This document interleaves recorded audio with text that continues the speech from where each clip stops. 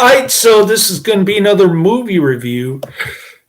This one's called Ronin, 1998. This is going to be another Karate Man recommendation. I'm giving it 1 out of 5 stars. I hated this flick.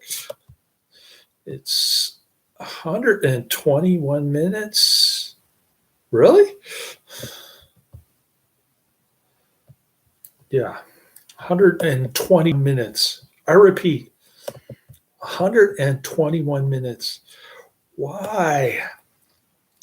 And the ironic thing is that two of the people involved with this movie are in two of my top 10 movies of all time. John Frankenheimer, the director, is the director of my favorite movie of all time, Seconds. He did The Manchurian Candidate, which I thought was overrated.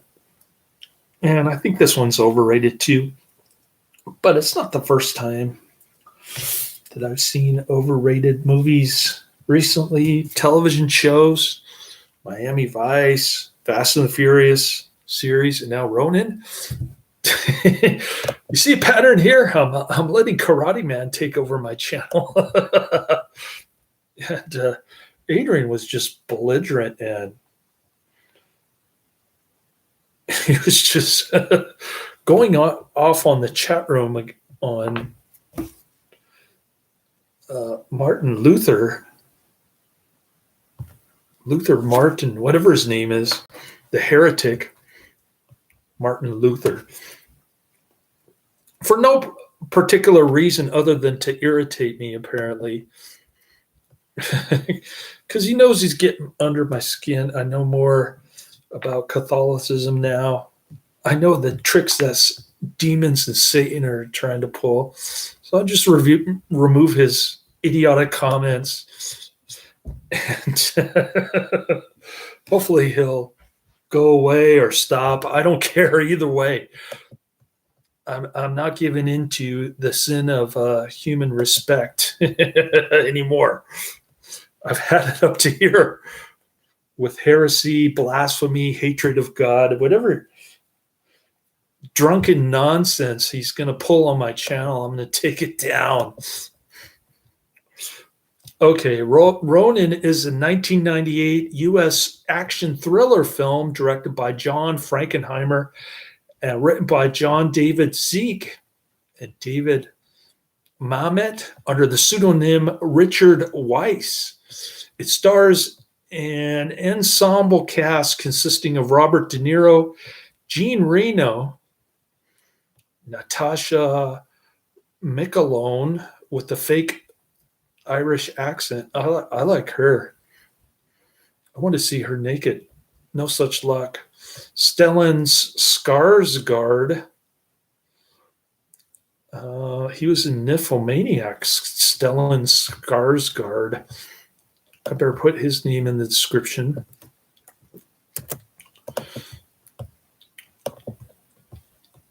And yeah, here we go.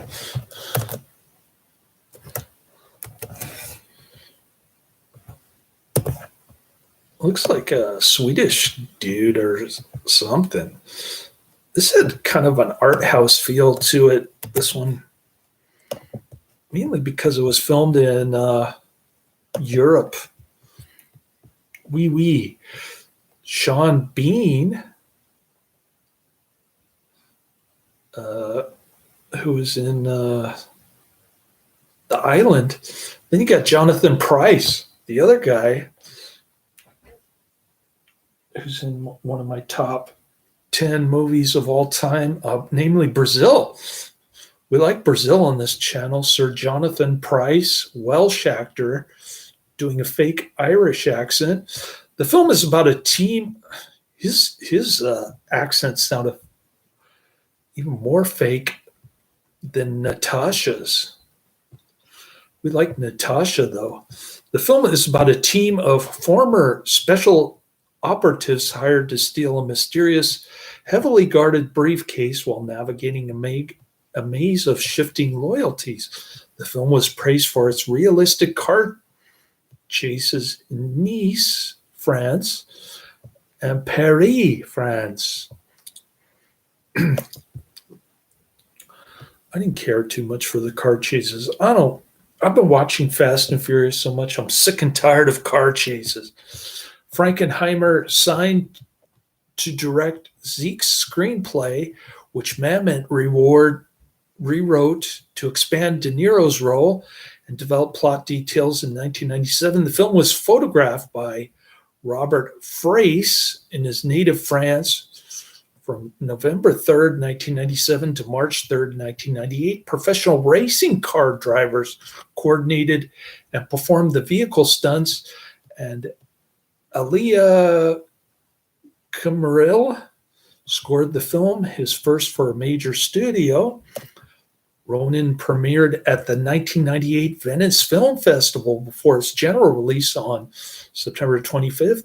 Critics were generally positive about the film's action, casting, technical aspects, while the plot attracted criticism. What plot? There is no plot. The film performed moderately well at the box office, grossing $70.7 million on a budget of $55 million. That's not much of a profit. Ronin, Frankenheimer's last well-received feature film, was considered to be a return to form for the director. Critic and historian Stefan Pryce called the film Frankenheimer's end-of-career masterpiece. The car chases, which were favorably compared with those in Bullet and the French Connection, were included on several media outlets list as among the best depicted in the film. See a pattern here? French Connection, Fast 5, Fast and Furious 6, and now Ronin, all Karate Man stuff, more or less. At the bistro in Montmartre, IRA operative Deidre meets with two U.S. citizens, Sam and Larry, and a Frenchman, Vincent. She takes them to a warehouse where the Englishman, Spence, and the German, Gregor, are waiting. Conversations between the men show that they are all ex-government agents or ex-military turned mercenary. Deidre briefs them on their mission to attack a heavily armed convoy and steal a large metallic briefcase. Its contents are never revealed. The team's first task before the main mission is to acquire weapons. This turns into a setup. Although the team survives and they get the weapons, Spence is exposed as a fraud by Sam. He is dismissed by Deidre, and the others continue their mission. As the team prepares, Deidre meets with her handler, Seamus O'Rourke, who tells her that the Russian mafia is bidding for the case and that the team must intervene before they get it. During the stakeout, Sam and Deidre act on their mutual attraction. Deidre's team successfully ambushes the convoy at La Turbie and pursues the survivors to Nice. During the gunfight, Gregor steals the case and disappears. He negotiates selling it to the Russians, but his contact attempts to betray him. Gregor kills the contact, then has Mikhail, the Russian mafioso in charge of the deal, agreed to another meeting. The team tracks Gregor through one of Sam's old CIA contacts. Gregor corners him at the Arles Amphitheater, which is a Roman Colosseum thingy. During the meeting with the two of Mickey's men, Sam chases Gregor. Gregor flees, but Gregor is caught by Seamus. Deirdre and Vincent confront the two Russian thugs, causing a shootout. Sam arrives to help, killing one, but catches a ricochet from the other when Vincent knocks away the thug's gun in order to kill him. Seamus kills Larry and escapes with a reluctant Deirdre and the captured Gregor. Vincent takes Sam to a villa owned by a friend, Jean-Pierre. After removing the bullet and letting Sam recuperate, Vincent asks Jean-Pierre to help them find Gregor and the Irish operatives. This is the Ronin dude. He understands Ronin story of suicide. He likes to make Ronin figures, I guess. In Paris, Gregor is persuaded through violent interrogation to give the case back to Seamus and Deirdre. After retrieving it from the post office, they are pursued by Sam and Vincent in a high-speed chase. Vincent shoots out their tire, sending their car off in an unfinished overpass. Gregor escapes with the case while road workers rescue Deirdre and Seamus from the burning vehicle, unsure where to go next. Sam and Vincent decide to track down the Russians. One of Jean-Pierre's contacts tells them they are involved with figure skater and Mickey's girlfriend, Natasha Kurilova, who is appearing at Les Zenith. During Natasha's performance, Mickey meets with Gregor, who says a sniper in the arena will shoot Natasha if Mickey betrays him.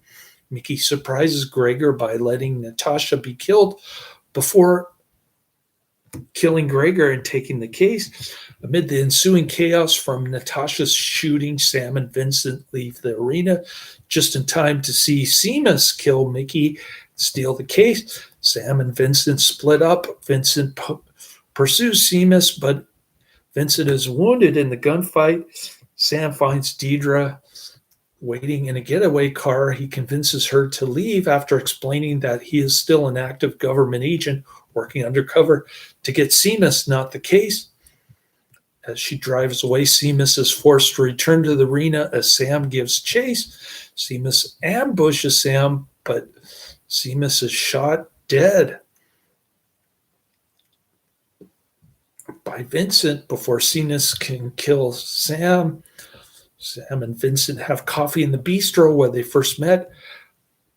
A radio broadcast announced that a peace agreement between Sinn Féin and the British government has been reached, partly as a result of Seamus's death.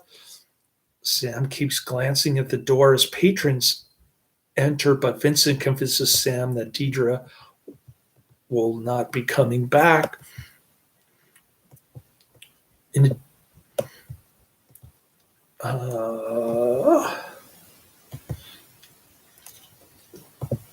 addition to some of the actors that I mentioned, Fyodor Atkin plays Mickey, the Russian who's behind the case, while East German Olympic and world champion figure skater Katarina Witt has an extended cameo as Natasha Kurilova, a Russian Olympic and world champion figure skater. In July 1997, Variety reported that Frankenheimer had signed to direct Ronin, making it his fifth picture for United Artists. Frankenheimer told the magazine he chose the project because it had a very good script. I thought the script was awful and was the kind of movie I'd love to go see. What I like is it's a character-driven action picture, and I've done those before with Black Sunday and French Connection 2.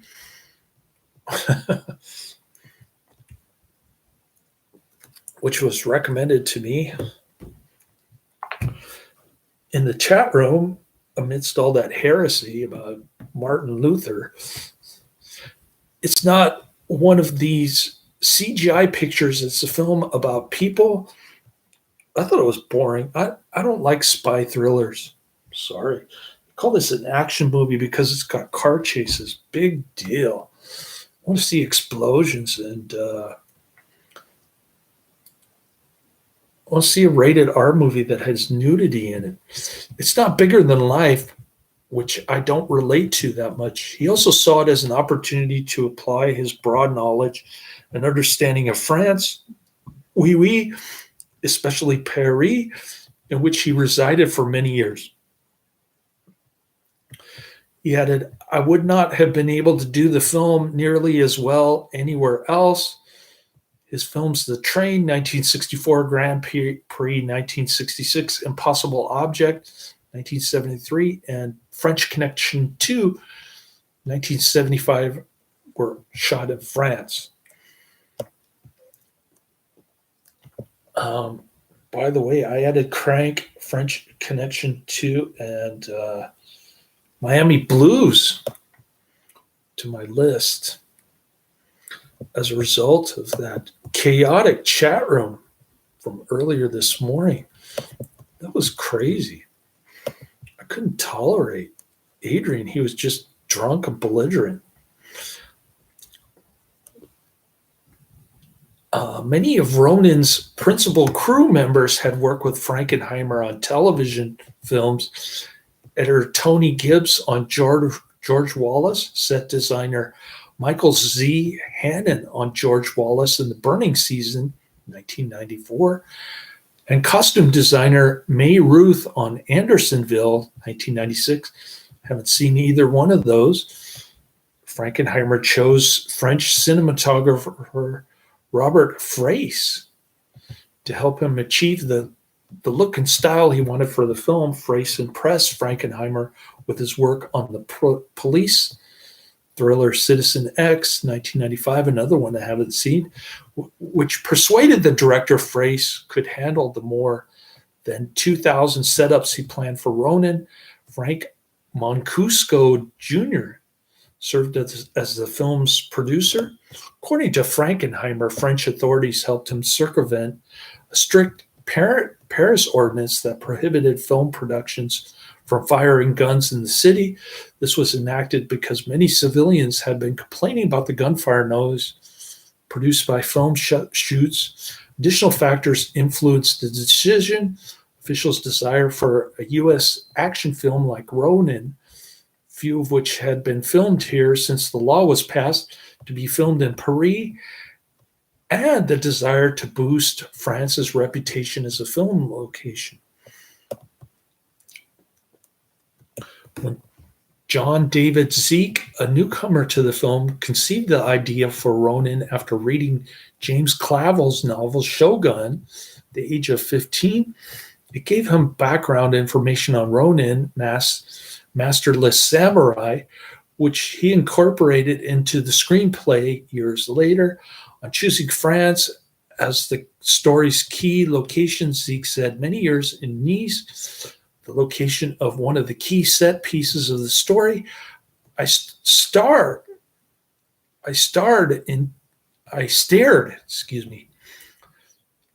into the sun and saw the silhouettes of 5 heavily armed gendarmerie crossing the Promenade des Anglais.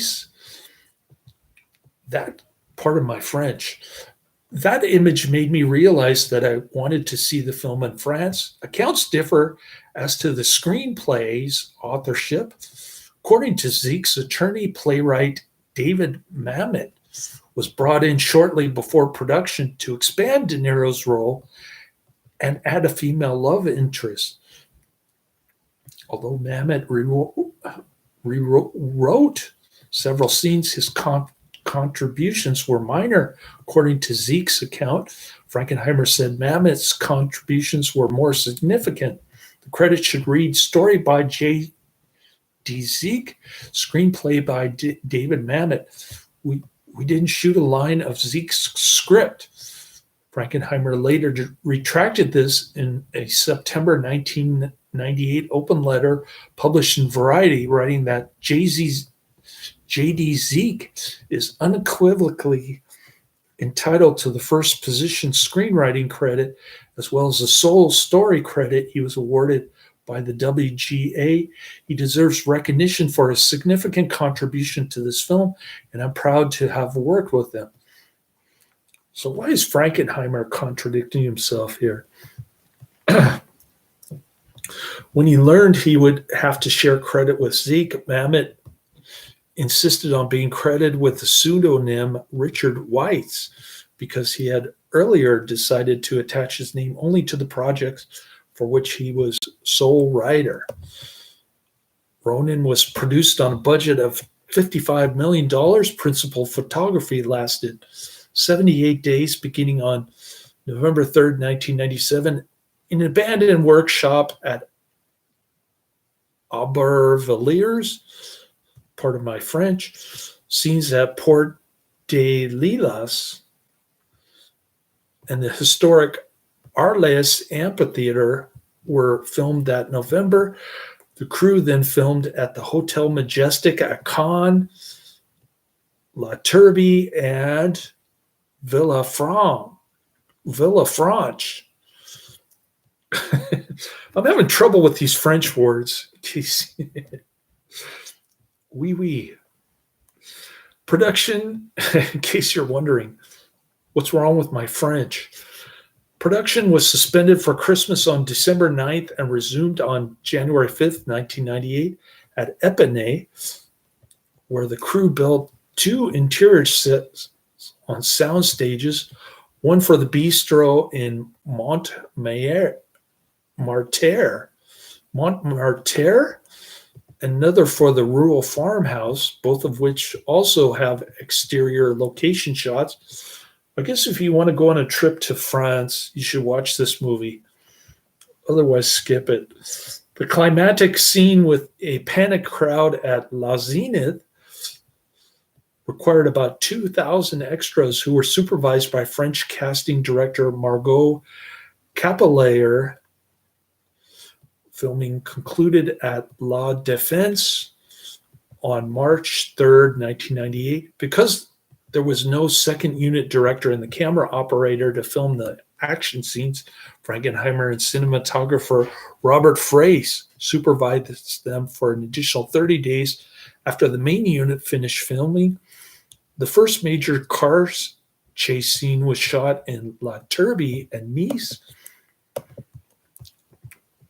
The rest were filmed in areas in Paris, including La Défense and Pont du Gargigliano.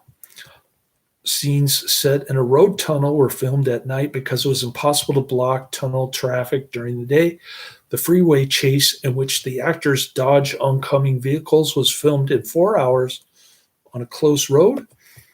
Frankenheimer's affinity for depth of field led him to shoot the film entirely with wide-angle lenses, ranging in focal length from 18 millimeter to 35 millimeter, using the Super 35 format, both of which allow more of the scene to be included in each shot. The director also avoided bright primary colors to preserve a first generation of film quality. He advised the actors and extras not to wear bright colors and had the film processed with Deluxe's color contrast enhancement, CCE, a silver retention method of processing film that deepens blacks, reduces color, and heightens the visible appearance of film grain. Pryce said that he used a variety of cameras, including Pandaflexes for dialogue scenes and Aeroflex 435s and 35 3s for the car chases to facilitate Frankenheimer's demands. Steadicam, a camera stabilizer used for half of the shoot, was operated by the director's longtime collaborator, David Crone. According to Frankenheimer, 2,200 shots were filmed. And that's why it's a 2-hour movie.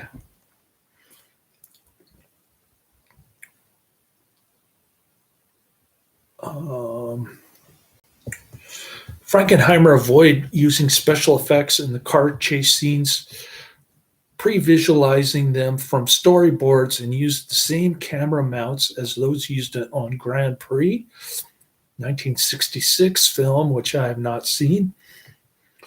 The actors were placed inside the cars while being driven up at 100 miles an hour or 160 kilometers per hour by Formula One driver Jean-Pierre Jarier and high-performance drivers Jean-Claude Lagnies and Michel Nengarten. The actors had enrolled at a high-performance driving school before production began. According to Lagnies, the car stunt coordinator, it was a priority not to cheat the speed by adjusting the frame rate. He said, when you do it, it affects the lighting. It is different at 20 frames than at 24 frames. However, Pryce said, sometimes, but not very often, we did shoot at 22 frames per second or 21. Point of view shots from cameras mounted below the car's front fender were used to deliver a heightened sense of speed. The Mercedes-Benz 450 SL 6.9 was Frankenheimer's favorite Mercedes model due to its appearance and great big powerful engine, and he used it as the protagonist car in Ronin's first major car chase. For the final chase scene, which used 300 stunt drivers, the production team bought 4 BMW 535i's and 5 Peugeot 406s. One of each was cut in half and towed by a Mercedes-Benz 500E while the actors were inside them. Right-hand drive versions of the cars were also purchased. Dummy steering wheel was installed on the left side while the stunt drivers drove the speeding vehicles. The final chase had very little music because Frankenheimer thought music and sound effects do not blend well. Sound engineer Michael Lamar recorded all of the film's cars on the racetrack, mixing them later in post-production. Frankenheimer refused to film the gunfights in slow motion, believing on-screen violence should be depicted in real time. Mick Gold, the film's technical advisor and former instructor in the advanced training wings of Special Air Service, trained the cast in weapons handling and guerrilla military tactics. The physical stunts were coordinated by Joe Dunn. Frankenheimer filmed 2 additional versions of the film's ending, which I did not see because there were no bonus features. Thank you, Netflix, for eliminating your DVDs, taking away bonus feature discs, blocking the bonus features on discs, etc., etc. In the first, Deidre McAlone waits on the stairs next to the bistro and considers joining Sam, De Niro, and Vincent Reno. Deciding against it, she walks up against the stairs and she gets into her car. Ira men drag her into a van and call her a traitor. It is implied that she is later killed. Sam and Vincent, unaware of Deidre's abduction, finish their conversation and depart. Although Frankenheimer said the test audience hated the ending because they did not want to see Deidre die, he thought it really worked. In the second ending, Deidre walks to her car after Sam and Vincent leave the bistro. This ending was also rejected because it verged on being too Hollywood. They wanted to make it an art house movie. Hinting at a sequel, Frankenheimer yielded to the test audience's response with a compromise ending. He said, with the tremendous investment MGM United Artists had in this movie, you have to kind of listen to the audience. Another lamestream movie. You sacrifice your integrity to the audience, Frankenheimer. Why is that?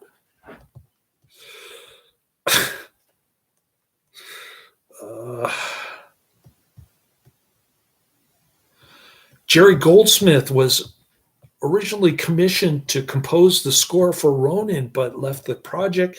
MGM Executive Vice President for Music Michael Sandoval assembled an A-list to replace Goldsmith. From Sandoval's three choices, Frankenheimer hired Czech composer Elia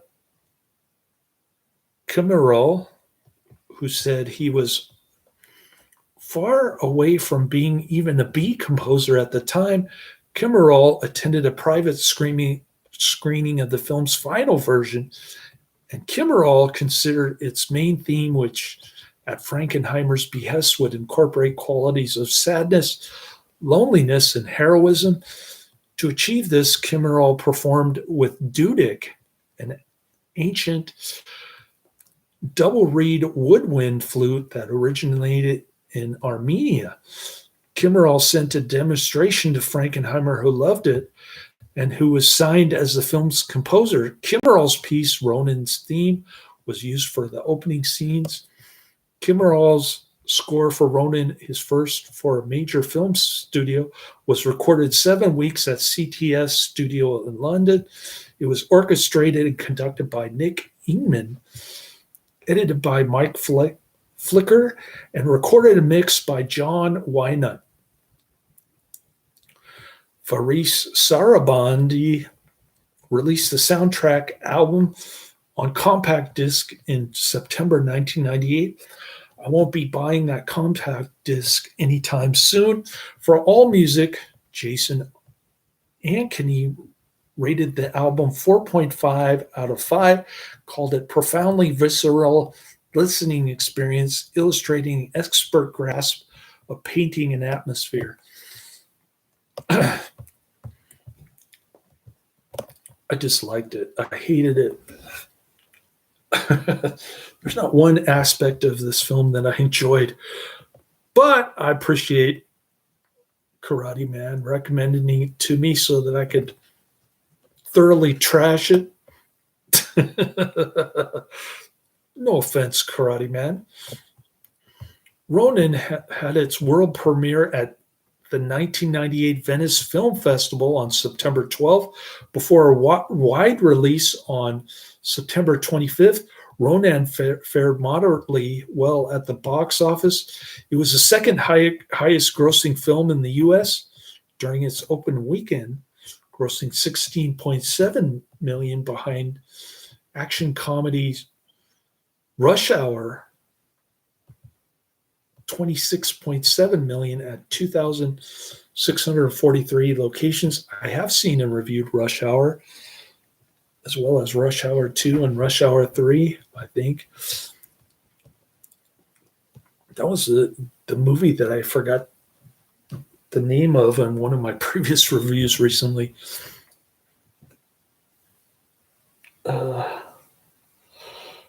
What movie ripped off Rush Hour?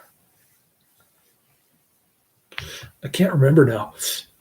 I do all these reviews and I can't remember them. It dropped further. Let's see. Oh, the film dropped to 5th place on its second weekend and to 7th on its third, grossing $7.2 million and $4.7 million respectively at 2,487 locations. It dropped further until its 6th weekend, when it grossed $1.1 million, 13th place at 1,341 locations. The film ended its theatrical run with the gross of $41.6 million in the US and Canada and $70.7 million worldwide. Ronin was 1998's 11th highest grossing R-rated film. Okay, now I can see where they're saying it's profitable.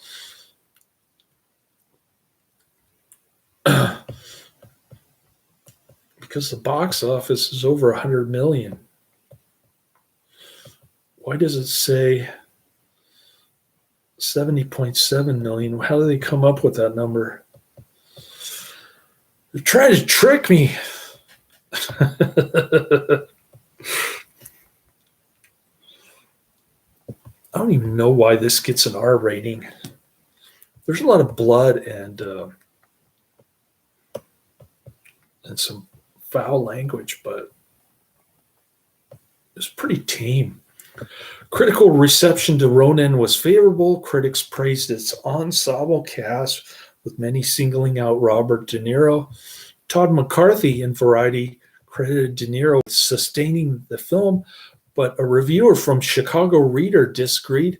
The film's action scenes, particularly the car chases, were generally praised. Janet Maslin in New York Times called them nothing short of sensational.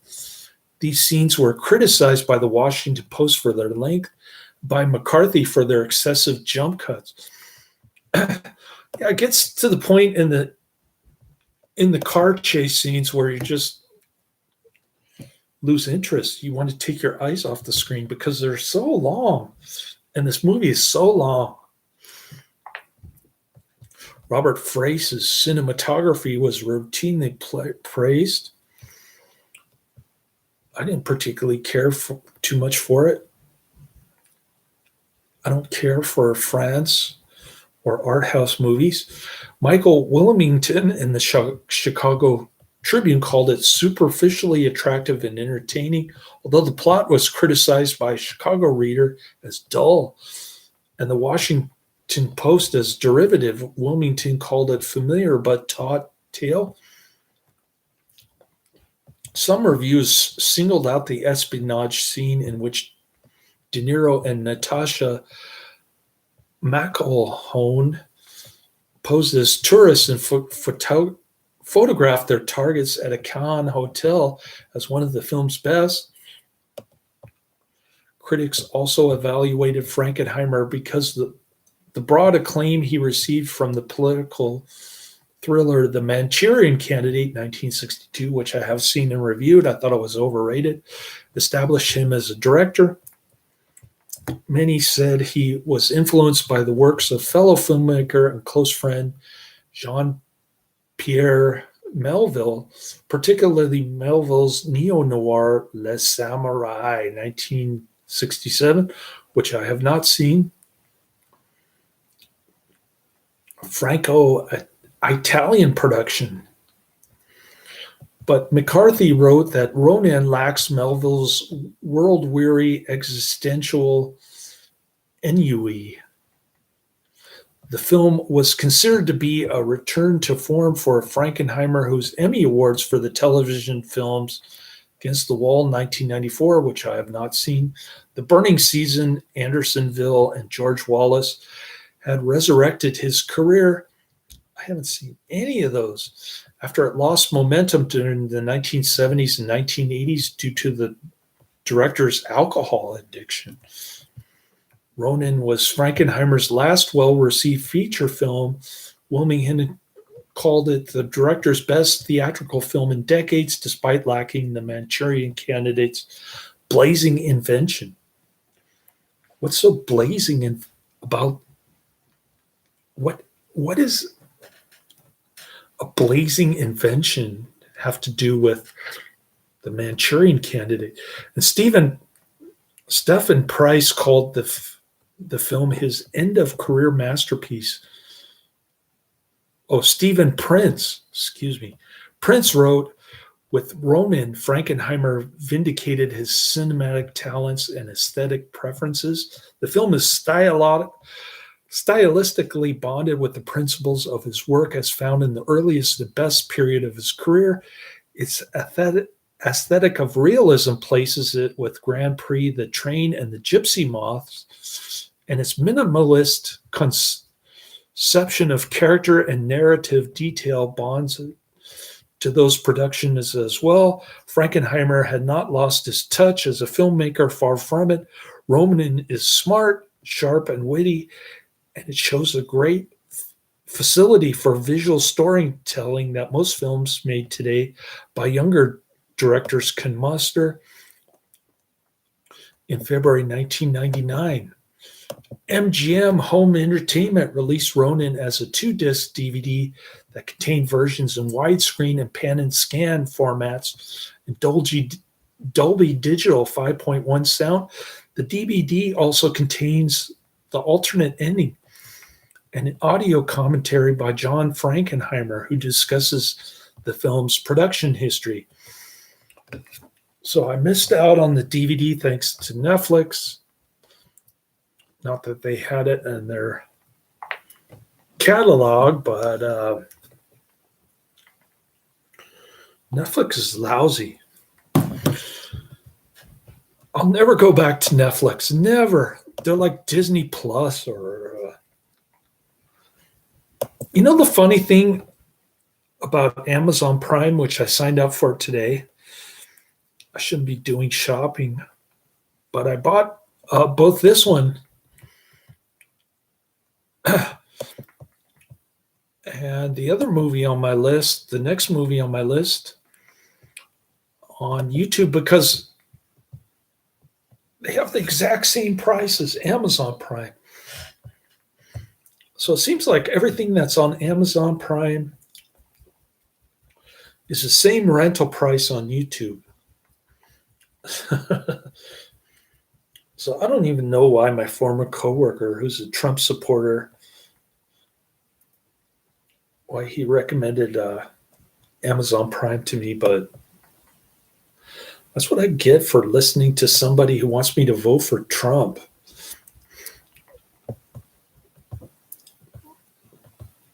MGM released a special edition DVD of the film in 2004 and a 2-disc collector's edition in May 2006, both of which have additional cast and crew interviews. It was released on Blu-ray with its theatrical trailer in February 2009. In August 2017, Arrow Video released a special edition Blu-ray with a 4K restoration,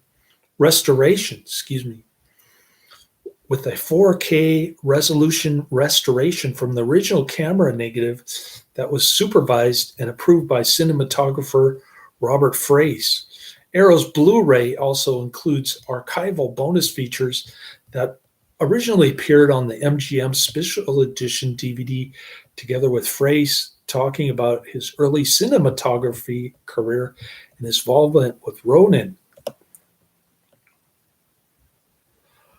The 18th century Japanese revenge of the 47 Ronin was the film's central metaphor.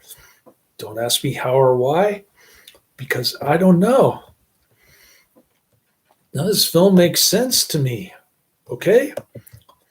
The film's title was derived from Japanese legend of Ronin, samurai whose leader was killed and left them with no one to serve and They roamed the countryside as mercenaries and bandits to regain a sense of purpose. In Frankenheimer's film, the Ronin are considered intelligence operatives who are unemployed at the end of the Cold War. Devoid of purpose, they become highly paid mercenaries. Oh, now I get it. I should have known. Silly me. Michael Lonsdale's character elaborates on the analogy in an anecdote about 47 Ronin told with miniatures, comparing the film's characters to the 18th century Ronin of Japan. In his essay, Action and Abstraction, Ronin, Stephen Pryce, Stephen Prince, why do I keep calling him Pryce, wrote that the Ronin metaphor explores the themes of service, honor, and obligation to complex ways by showing that service may entail betrayal and that honor may be measured according to disparate terms. According to Stephen B. Armstrong, arguably, Frankenheimer uses a story to highlight and contrast the moral and social weakness that characterized the band of Ronin in his film. The film features a MacGuffin plot device in the form of a briefcase, the contents of which are important but unknown. Chicago's Sun-Times critic Roger Ebert wrote that its content is identical to that of the equally mysterious case in Quentin Tarantino's Pulp Fiction in 1994, also a MacGuffin.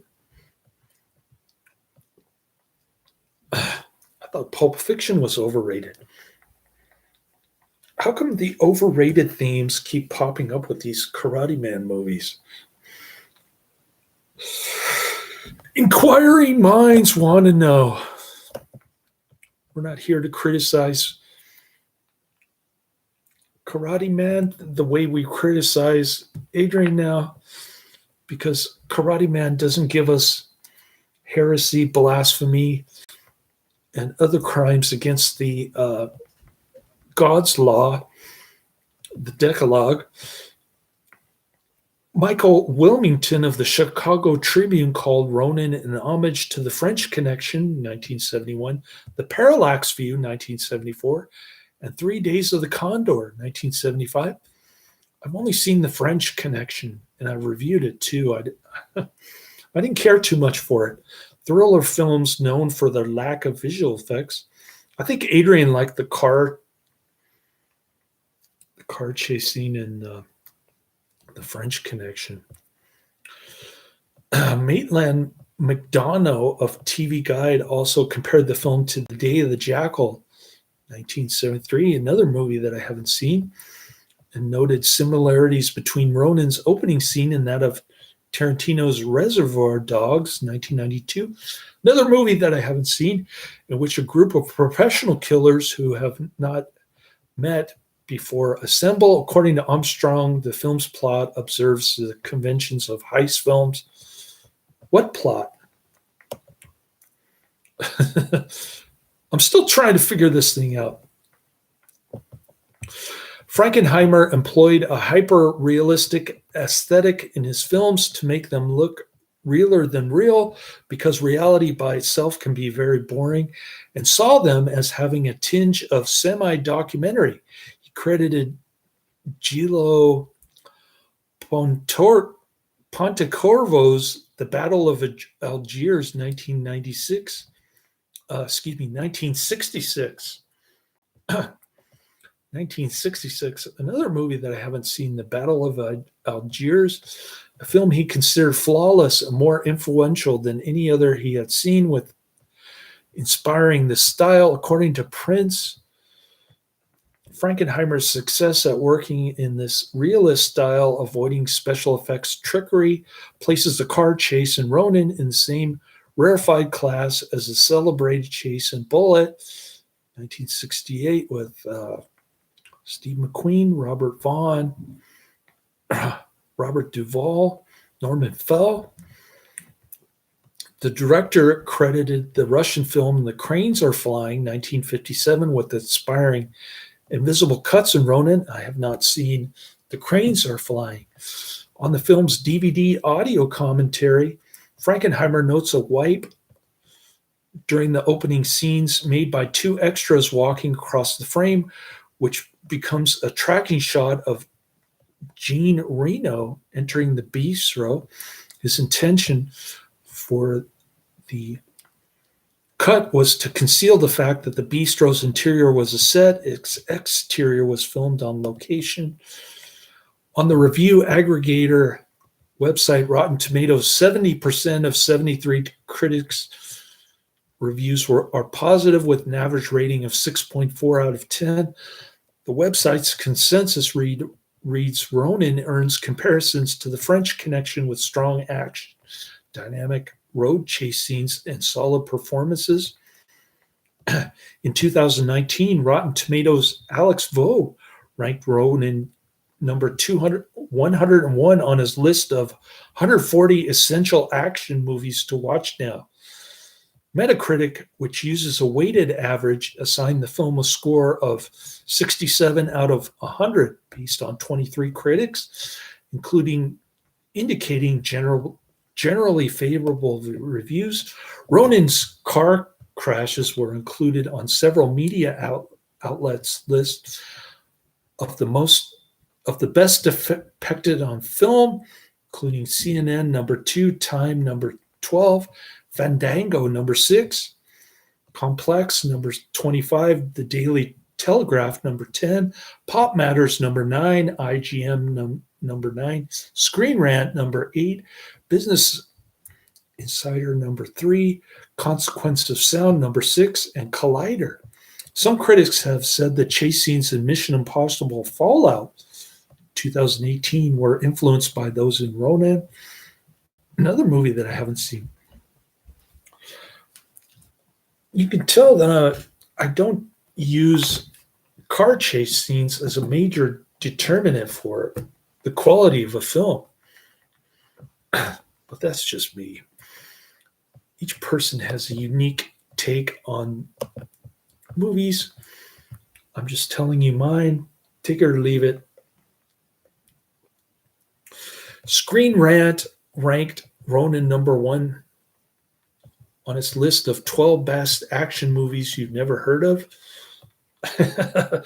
Sounds like a Karate Man movie. In 2014, Time Out polled several film critics, directors, actors, and stunt actors about their top action films. Ronin was 72nd on the list. Pace magazine ranked the film at number 10 on its list of the 25 best movies of 1998. Ronin was included in the film reference book, 101 Action Movies You Must See Before You Die. Okay, I saw it before I died. You happy now? Ronin influenced the conception of the action video games Burnout and Alpha Protocol. So we have another car chase movie that looks like a video game. Isn't that nice? Thank you, Karate Man.